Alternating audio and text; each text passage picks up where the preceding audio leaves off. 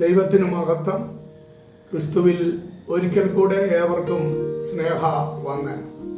1 കൊരിന്ത്യർ ലേഖനം 12-ാം അധ്യായത്തിന്റെ 11-12 വാക്യങ്ങൾ. എന്നാൽ ഇതെല്ലാം പ്രവർത്തിക്കുന്നത് താൻ ഇച്ഛിക്കും പോലെ അവനവന് അതത് വരം പകുത്തു കൊടുക്കുന്ന ഒരേ ആത്മാവ് തന്നെ. ശരീരം ഒന്നും അതിന് അവയവം പലതും ശരീരത്തിന്റെ അവയവം പലതുമായിരിക്കെ എല്ലാം ഒരു ശരീരവും ആയിരിക്കുന്നത് പോലെ ആകുന്നു ക്രിസ്തുവും.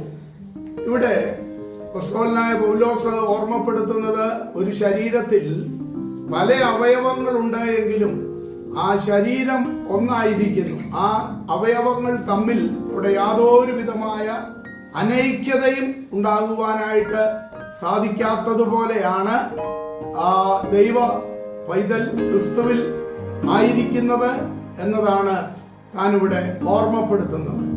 വൈവിധ്യം അംഗീകരിക്കുവാൻ മനസ്സുണ്ടാകുമ്പോൾ വ്യക്തികൾ തമ്മിലും സമൂഹങ്ങൾ തമ്മിലുമുള്ള പ്രശ്നങ്ങൾ താനേ ഇല്ലാതെയാകും എന്നതാണ് വാസ്തവം. ക്രിസ്ത്യാനിത്വത്തിന്റെ അടിസ്ഥാന തത്വം ദൈവികത്വത്തിലെ വൈവിധ്യം എന്നതാണ്. ഏക ദൈവത്തിൽ 3 ആളത്വങ്ങൾ എന്ന തത്വം വിശുദ്ധ വേദപുസ്തകം വെളിപ്പെടുത്തുന്ന യാഥാർത്ഥ്യമാണ്. അതേപോലെ തന്നെ മനുഷ്യനും ദേഹം, ദേഹി, ആത്മാവ് എന്നീ ത്രിവിധ ഘടകങ്ങൾ ഉൾക്കൊണ്ട ഏക വ്യക്തിത്വമാണ്. ഈ പ്രതിഭാസം ഉൾക്കൊള്ളുമ്പോഴാണ് മനുഷ്യൻ സമ്പൂർണ്ണ ആളത്വത്തിലേക്ക് ഉയർന്നു വരുവാനായിട്ട് ഇടയാകുന്നത്. നാം ഒരു പൂന്തോട്ടത്തിലേക്ക് ചെന്നാൽ നല്ല ആ ഒരു പൂന്തോട്ടത്തിൽ അനേകവിധ പുഷ്പങ്ങൾ അവിടെ ഉണ്ടായിരിക്കും. ആ അനേകവിധ പുഷ്പങ്ങളാണ് ആ പൂന്തോട്ടത്തിന് മനോഹാരിത കൊടുക്കുന്നത്. അതിന് ഭംഗിയും സൗന്ദര്യവും ആ നല്ല സുഗന്ധവും ഇതെല്ലാം നൽകുന്നത് പല വിധത്തിലുള്ള പുഷ്പങ്ങൾ അവിടെ ഉള്ളത് കൊണ്ടാണ്. എന്നാൽ നമ്മുടെ ഭാരതത്തെ കുറിച്ച് നമ്മൾ നോക്കുമ്പോൾ അത് ഒരു കാലത്ത് സഹിഷ്ണുതയുടെയും സാഹോദര്യത്തിന്റെയും നിറകുടമായിരുന്നു.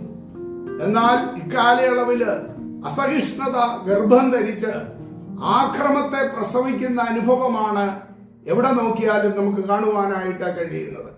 മറ്റൊരാളെ നശിപ്പിച്ചിട്ട് സ്വന്തം ലോകം കെട്ടിപ്പടുക്കുവാനായിട്ട് ശ്രമിക്കുന്ന തീവ്രവാദികളെ കൊണ്ട് പെരുകുന്നു ഇന്ന് നമ്മുടെ ഭാരതം എന്നതും ഒരു യാഥാർത്ഥ്യമാണ്. നാം ഓർക്കുക, കഴിഞ്ഞ ദിവസങ്ങളിലൊക്കെ കാണുവാനായിട്ട് കഴിഞ്ഞതായ ചില വേദനിപ്പിക്കുന്ന അനുഭവങ്ങളുണ്ട്. ഹോട്ടലിൽ കയറി ചിലർ ഭക്ഷണം കഴിക്കുന്നു. ആ ബില്ല് സംബന്ധമായി അവിടെ 100 രൂപയ്ക്ക് വേണ്ടി വലിയ മാരകമായ നിലയിൽ ആ കയ്യേറ്റം നടത്തുന്ന അനുഭവങ്ങള്, എല്ലാവരും ചേർന്ന് കൂട്ടത്തല്ല് നടക്കുന്ന അനുഭവങ്ങളൊക്കെ കാണുവാനായിട്ട് ഇടയായി. അത് പല വാർത്താ മാധ്യമങ്ങളിൽ അതെല്ലാം പ്രചരിക്കുന്നത് കണ്ടപ്പോൾ എത്രയോ അസഹിഷ്ണുതയാണ് ഇതിനെല്ലാം കാരണമായി തീരുന്നത്. മനുഷ്യൻ ചെറിയ കാര്യങ്ങൾക്ക് തമ്മിൽ കടിച്ചു കീറുന്നു, കൊലപാതകം നടത്തുന്നു, ഒള്ളിവെപ്പ് നടത്തുന്നു. അല്പം പോലും സഹിഷ്ണുതയില്ലാതെ, ക്ഷമയില്ലാതെ നമ്മുടെ ലോകം മുൻപോട്ട് ഓടിക്കൊണ്ടിരിക്കുന്നതാണ് നമുക്ക് കാണുവാൻ കഴിയുന്നത്. എവിടെ നോക്കിയാലും അക്രമം, കൊലപാതകം, നിസ്സാര കാര്യത്തിന് ഒന്ന് പറഞ്ഞ് രണ്ടാമത്തെ കാര്യത്തിന് വെട്ടായി, കുത്തായി, കൊലയായി, ഇതെല്ലാം കൊണ്ട് വീർപ്പുമുട്ടി നിൽക്കുന്നതായ ഒരു ലോകത്തിലാണ് ഇന്ന് നാം അധിവസിക്കുന്നത്. കുടുംബങ്ങളിൽ പ്രശ്നം, അതേപോലെ സമൂഹത്തിൽ പ്രശ്നം, ഇതെല്ലാം ദിവസവും വളർന്നു വന്നുകൊണ്ടിരിക്കുന്നു. എന്തുകൊണ്ടെന്നാൽ ആ വൈവിധ്യം അംഗീകരിക്കുവാൻ പലപ്പോഴും മനുഷ്യൻ തയ്യാറാകുന്നില്ല. വ്യക്തികൾ തമ്മിൽ, സമൂഹങ്ങൾ തമ്മിലുള്ള പ്രശ്നങ്ങള് അത് കൂടിക്കൂടി വന്നുകൊണ്ടിരിക്കുന്നു. ഇവിടെ പൗലോസ് പറഞ്ഞതായ ഈ ഉദാഹരണം, ഒരു ശരീരത്തിൽ പല, അല്ലെങ്കിൽ ക്രിസ്തു പഠിപ്പിച്ച ആ അനുഭവം നമുക്ക് കാണുവാനായിട്ട് കഴിയുന്നല്ലോ. ഒരു ശരീരത്തിൽ പല അവയവങ്ങള്, കണ്ണ്, കാത്, അല്ലെങ്കിൽ കാല്, കൈ, കരങ്ങൾ, ഇതിനൊന്നിനെ മാറ്റി നിർത്തുവാനായിട്ട് കഴിയത്തില്ല. ഇതെല്ലാം കൂടി ചേരുമ്പോഴാണ് ആ ശരീരത്തിന്റെ മനോഹാരിത, ആ പൂർണ്ണത എന്ന് നമുക്ക് കാണുവാനായിട്ട് കഴിയുന്നു. അതേ ക്രിസ്തുവിലായിരിക്കുന്ന ഒരു മനുഷ്യന്റെ ആ സൗന്ദര്യത്തെ ആണ് ഇവിടെ നമുക്ക് കാണുവാനായിട്ട് കഴിയുന്നത്. അതേ പ്രിയമുള്ളവരെ, അത് ക്രിസ്തുവിലൂടെ മാത്രമേ ആ സൗമ്യതയും സമാധാനവും നമുക്ക് നേടിയെടുക്കുവാനായിട്ട് കഴിയുകയുള്ളൂ എന്ന് ദൈവത്തിന്റെ തിരുവചനം വളരെ അസന്നിഗ്ധമായി നമ്മെ ഓർമ്മിപ്പിക്കുന്ന യാഥാർത്ഥ്യമാണ്. അതെ, ഒരുവൻ ക്രിസ്തുവിലായാൽ അവൻ പുതിയ സൃഷ്ടിയായി തീരുകയാണ്. അവന്റെ പഴയ എല്ലാ സ്വഭാവങ്ങൾക്കും മാറ്റം വരുന്ന അനുഭവമാണ് ഒരുവൻ ക്രിസ്തുവിലായി തീരുമ്പോൾ ഉണ്ടാകുന്ന ആ അനുഭവം. ആ അനുഭവത്തിൽ എത്തിച്ചേരുവാൻ നമുക്ക് ഓരോരുത്തർക്കും ഇടയായി തീരട്ടെ. അതിനായി സർവശക്തനായ ദൈവം നമ്മെ ഒരുക്കുമാറാകട്ടെ.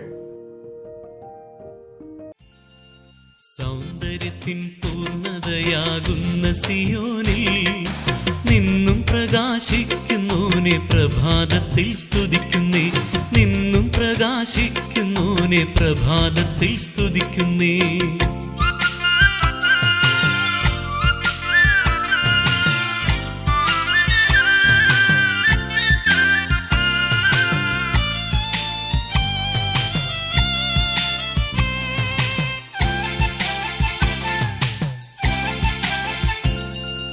തേൻമൊഴി തൂകുന്ന നിന്റെ പൊന്മുഖം കാൺമാൻ അതിരാവിലെ എഴുന്നേറ്റു തിരുനാമത്തെ സ്തുതിക്കുന്നേ, അതിരാവിലെ എഴുന്നേറ്റു തിരുനാമത്തെ സ്തുതിക്കുന്നേ.